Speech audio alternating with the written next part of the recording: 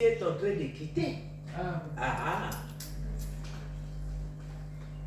Qui tu es en train de quitter? Ce n'est pas ces hommes-là qui vous font souffrir, ce n'est pas ces petits hommes, des sous-hommes. Non. Tu quittes un sacrifice, tu fais un sacrifice, tu pleures. Et j'ai commencé à pleurer. Pleurer à l'église. Pleurer, encore pleurer. Et les pasteurs ne nous laissent pas. Écrivez des lettres de demande de pardon à vos rivales. Si c'est vous ici en Europe, vous quittez l'église. Parce que vous venez seulement à l'église, mais vous ne venez pas chez Dieu. Vous venez dans une maison qu'on appelle l'église. Mais celui qui vit à l'éternel ne quittera pas. Amen. Il va pleurer, souffrir.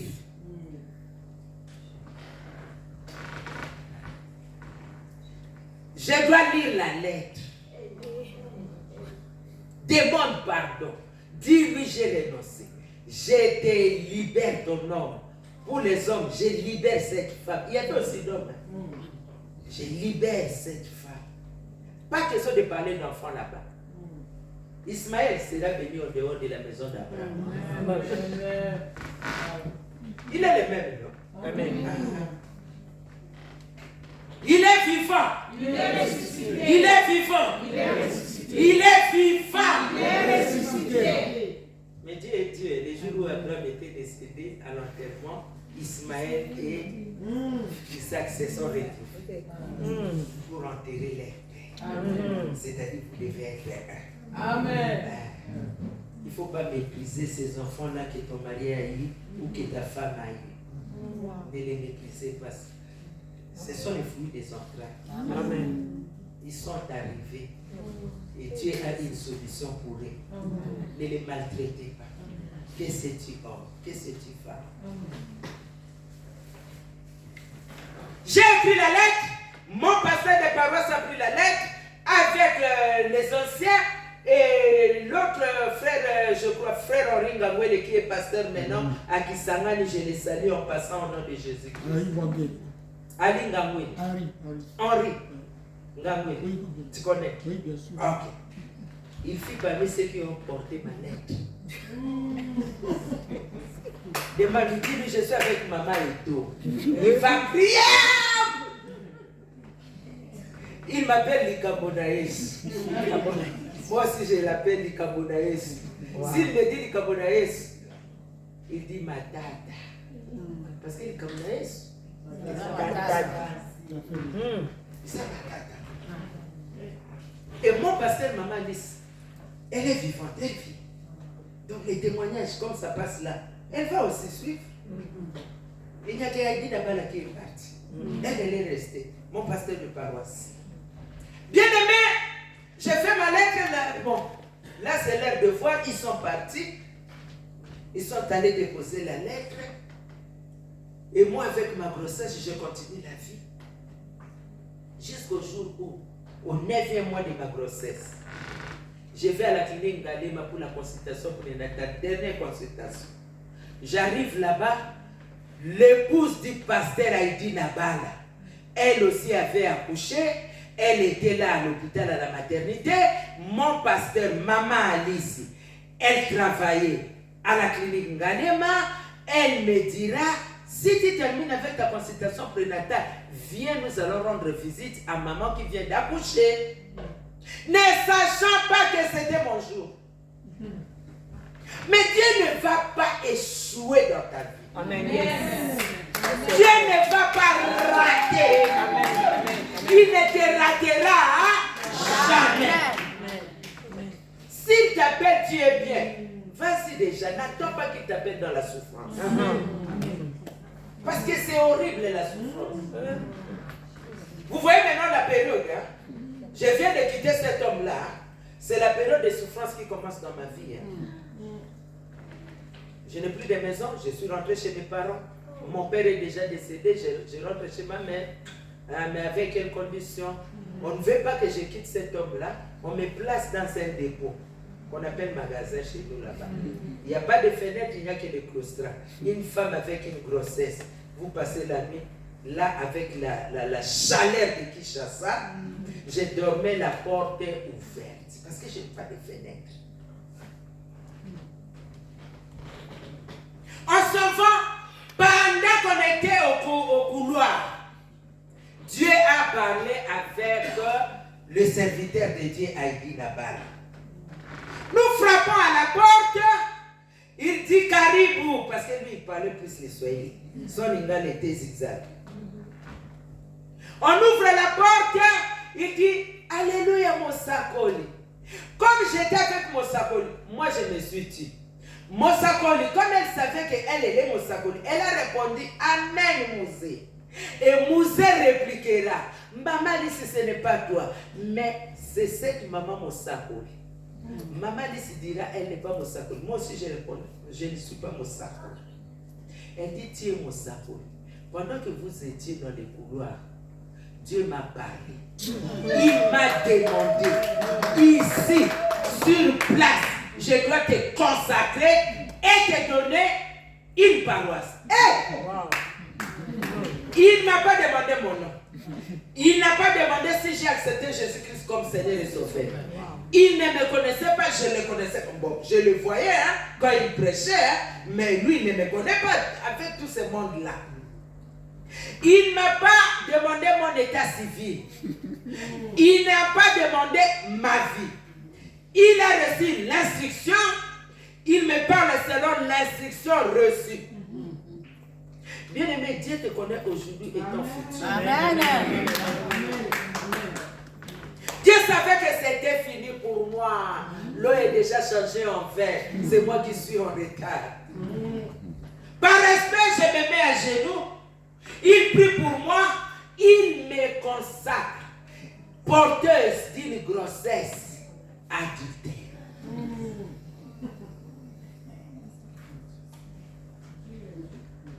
On me consacre. Et il dit, passe à toi. Je vais te présenter à l'église. Toi, Dieu t'a choisi. Toi, tu es une servante de l'Éternel. Tu serviras l'Éternel toute ta vie. Tu auras une mission puissante et active. Et tu ne me demandes même pas ce que je sais ou ce que je suis. C'est la même chose avec Jésus-Christ. Quand il est venu me prendre, il m'a appelé déjà par mon nom. Il ne m'avait pas demandé qui es-tu, qui est le père de cet enfant qui dort avec toi, qu'est-ce que tu fais, qu'est-ce que tu fais. Il ne m'a pas posé toutes ces questions-là. Dieu nous aime. Il nous connaît. Il sait que s'il se rencontre avec quelqu'un, la vie de cette personne change. Parce que c'est lui qui transforme la vie. Il est passé à la croix pour nos péchés. Amen. Mais il aime les pécheurs, mais il n'aime pas nos péchés. Amen. Et son amour pour les pécheurs fait qu'il nous cherche pour nous sauver de cette situation. Il prie pour moi après. J'ai mis au monde ma dernière fille, la cadette. Elle chante pour le Seigneur. Elle est en Angleterre. Bien-aimé Dieu le Seigneur, Jésus-Christ est Seigneur. Amen. Il me prend en 1980. J'ai continué à vivre ma vie tout en allant à l'église. Or, le problème, c'était mon âme. Et en écoutant la parole, les anciennes données sortaient et les nouvelles données entraient. Jusqu'au jour où c'était le dernier jour pour que je puisse me dégager de cette situation. La parole est sortie, la parole est entrée dans l'ordinateur où se trouvait l'adultère. La parole est entrée et la parole m'a sauvé. J'ai quitté l'adultère pour la vie de Jésus-Christ. Je n'avais que 33 ans. 33 ans. Mère de 6 enfants. Aujourd'hui, j'ai 73 ans. Donc, ça fait 40 ans que je ne connais point d'homme. Depuis ce jour-là, je marche avec Christ. Je travaille avec Christ. Je vois Christ. Je me réveille Christ. Je marche avec Christ. Je mange Christ. Je bois Christ. Dieu m'a vacciné et ça ne m'a jamais dérangé. Pas du tout. Même pas en rêve. Pas du tout. Ne t'inquiète même pas de moi. Une vie normale que Dieu m'a donnée. Je suis passé par le désert, dormi dans une chambre sans fenêtre. Les jours-là, à l'église, on nous a dit de ne pas rentrer là où on était. Parce que c'était des maisons sales. Je n'avais rien pris. Je suis rentré chez ma mère comme ça, tel que j'étais habillé. Bien aimé, je suis resté avec un seul habit pendant une année. Et l'habit a pris ma forme. Parce que je n'avais que ça. C'était des pagnes. Vous voyez, nous les femmes, quand vous faites ça, ça prend votre forme. Et pendant une année. Pendant une année. Je suis à l'église avec ça. Je ne peux pas rester à la maison avec ça. J'arrive à la maison, je prends un Moussounia-Bata, il y a des babouches en papier qu'on appelait Moussounia-Bata, qui était à la maison, je rentre chez ma mère, je prends ça et c'est avec ça que j'ai commencé la vie. Je n'aime plus ça. J'ai ça dans ma maison pour voir vraiment, c'est moi qui l'ai porté. Non, j'ai tellement porté ça que je porterai. Je mets ça pour les visiteurs qui viennent, pour se dégourdir les pieds. J'ai souffert. J'ai commencé à raser mes cheveux parce qu'il n'y avait personne pour me dresser. Je n'avais pas d'argent, je n'avais rien. Pauvre plus. Tout abandonné, tout laissé. Tout laissé pour suivre Christ. Je n'étais pas accepté dans ma famille. J'étais devenu une folle pour ma famille. Comment faire ça? Alors que d'autres enfants étaient ici en Europe. Avec leur père qui était aussi. Bien-aimé dans le Seigneur. Il a renvoyé les enfants pour me faire souffrir. Des tout petits. Celle de 3 ou 5 ans à l'époque, elle me posait la question, maman, où est ta chambre à coucher? Je ne peux pas lui montrer là-bas. Un enfant qui a vécu en Europe, tu lui montres là-bas. Non, j'ai dit, ma chambre, elle est là, elle est grande, elle est spacieuse, elle est... Mais ici, chez nous, les enfants n'entrent pas dans la chambre des parents. Tout ça, c'est pour que je ne lui fasse pas des soucis. Oh, j'ai dormi avec elle. Qu'est-ce que je faisais? J'attendais qu'elle dorme d'abord. Moi, je viens après et je me réveille avant qu'elle ne se réveille. Quelle souffrance! Pas d'argent pour faire des frites. C'est devenu un luxe. Je commence à acheter des bananes plantées mûres. Je coupe comme des frites. Je les fris. Je lui donne. Comme c'était un enfant, je dis ça, ce sont des frites zéro. À l'époque, c'était les zéro. Ça, ce sont des frites zéro. Et essayez un peu, c'est succulent. Et un enfant, comme ce sont des plantains mûrs. Elle mange, oui, mamie, c'est ça. J'ai dit, Seigneur, merci. Les pommes de terre coûtent cher, mais avec les plantains, quand vous achetez là, c'est beaucoup, hein. Bien aimé dans le Seigneur, il est Dieu. Il est vivant.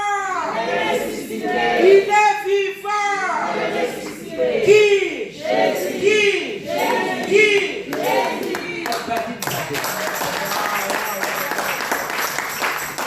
On est parti de Jésus.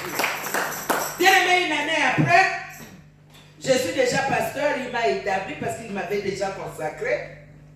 Dieu m'a établi, on m'a donné la paroisse, j'ai commencé une année après. On me désigne maintenant vice-présidente nationale d'évangélisation. Et j'ai travaillé avec Moussé Kabala, que maman Yvonne connaît. Quelques mois seulement après, on me désigne présidente. On fait quitter mon président. Et moi, la vice, je deviens présidente jusqu'à la mort de Moussé Haïti. C'est moi qui organisais les campagnes. C'est moi qui faisais l'équipe d'avance. Cela m'a permis d'aller partout en RDC. Je connais la RDC même les yeux fermés. Bien aimé, moi j'ai évangélisé dans les villages. Je suis le pasteur des villageois qui des foussés, des robes, non. J'ai évangélisé dans les pirogues, dans les bateaux, sur les camions de marchandises. J'ai dormi dans des maisons impossibles. J'ai mangé les histoires préparées dans une marmite qui est en même temps la marmite qu'on met de l'eau pour que tu te laves. La marmite qu'on nettoie tes serviettes Et la marmite qu'on prépare le pondou pour que tu manges, parce que la dame n'a que cette marmite et on ne peut donner que ce qu'on a. J'ai souffert, j'ai eu des chics dans mes orteils, j'ai eu des bouts dans mes cheveux. Abandonné de tous, mais récupéré par Jésus-Christ. Un jour, le monsieur passe, il me voit dans un arrêt de bus. Bien que moi, je suis grandi dans la commune de la Bombée. Les bus, on ne connaissait pas ça, à part les colliers. Parce que tous les parents avaient des véhicules. Bien aimé, il m'appelle. Hé, Marie, ton Dieu ne t'a pas encore acheté un véhicule? Les gens commencent à me regarder, moi aussi je commence à regarder les autres. Parce que qui est Marie là-bas? Personne ne connaît qui est qui. Je ne peux pas porter cette opprobre. Bien aimé, j'entre dans les taxis, si je peux payer 3-4 fois. Parce que je ne savais pas le système. J'entre, je paie. Aussitôt les autres qui viennent, le receveur qui dit bon fouta. Et moi je croyais que quand il dit bon fouta, c'est-à-dire qu'il faut payer encore.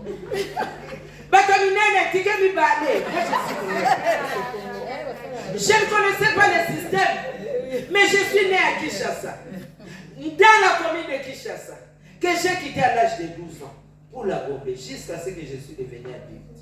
Toutes ces choses-là, je ne connaissais pas. Je paie. Faute de connaissance, mon peuple périt. Et après, quand je me suis réveillé, je me suis dit non, tous mes billets là, je dois les récupérer. Bien-aimé, Dieu est Dieu. Amen. Après la souffrance, c'est le beau temps. Amen. Dieu ne sera jamais redevable. Amen.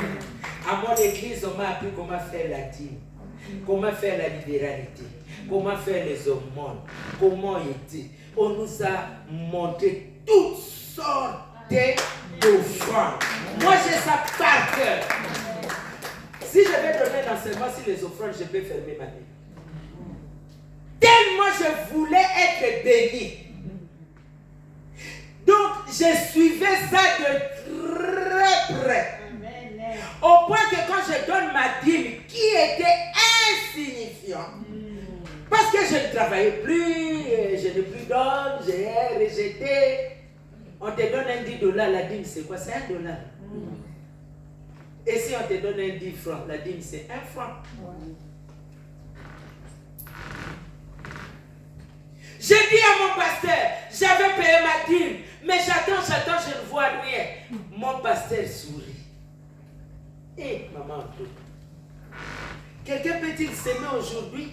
Cette récolte, cette semence pourrie là-bas, la pluie tombe, et puis après, ça sort aujourd'hui même, ça devient un arbre aujourd'hui même, ça porte des fruits aujourd'hui même, et on commence à cueillir aujourd'hui même. Et il me dit, tu dois aussi savoir quel genre de semence sèmes-tu? Toi, tu es en train de semer dans la douleur. Tu ne sèmes pas les légumes, hein? Tu es en train de semer dans la douleur. Toi, tu es en train de faire les champs, soit de café, soit de baobab. Toi, tu dois attendre longtemps. Les baobabs doivent prendre des racines. Et un baobab ne tombe pas par n'importe quelle voie. Amen. Et c'est ce que je suis en train de vivre. Bien aimé, pratiquez la parole de Dieu. Ne devez pas à l'Éternel. Payez vos dîmes, ça ne coûte rien. Vous touchez 1000 Suisses et 1000 Suisses. Pour donner seulement 100, vous restez avec 900. Mais vous voulez consommer et les 900 et les 100 là. Et Seigneur, bénis-moi en quoi? Par rapport à ce que moi j'ai donné.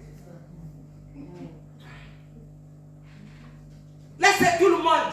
Je le répète, et les pasteurs, et tout le monde. Diacres, anciens, tous. Chef de département, chante.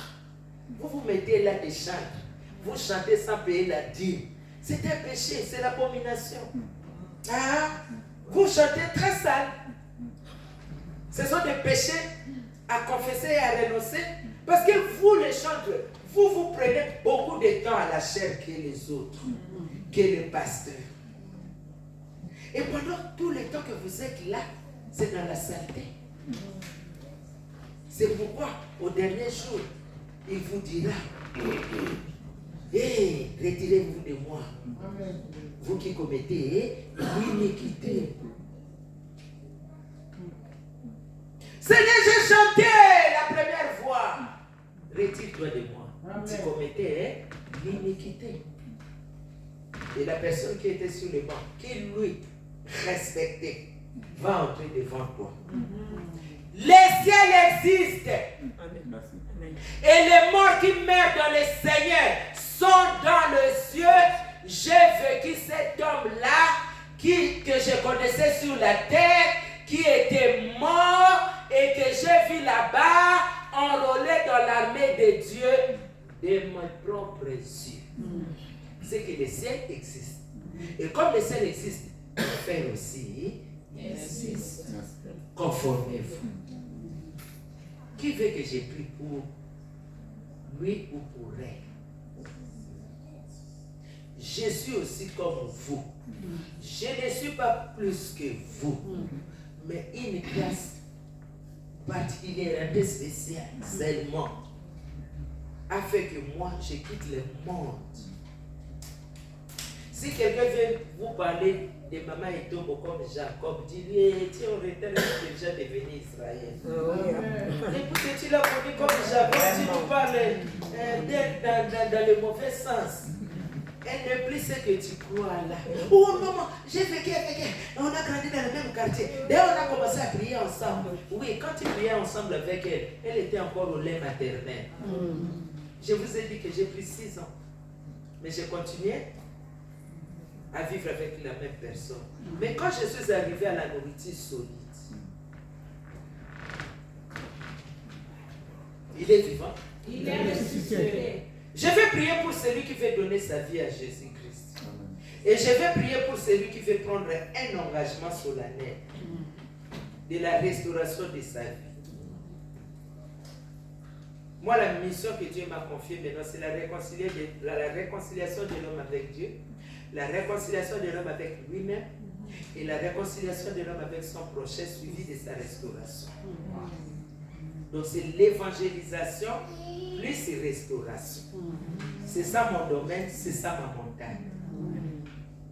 Tu as une grâce de recevoir cette montagne-là dans ton église qui est aussi une montagne.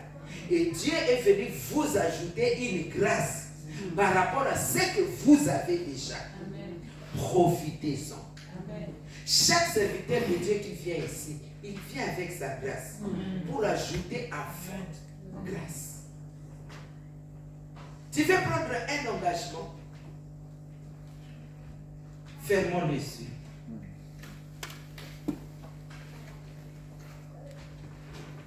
Tu veux encore t'engager dans le Seigneur, tu veux demander pardon, tu veux renoncer, tu veux donner ta vie à Jésus-Christ.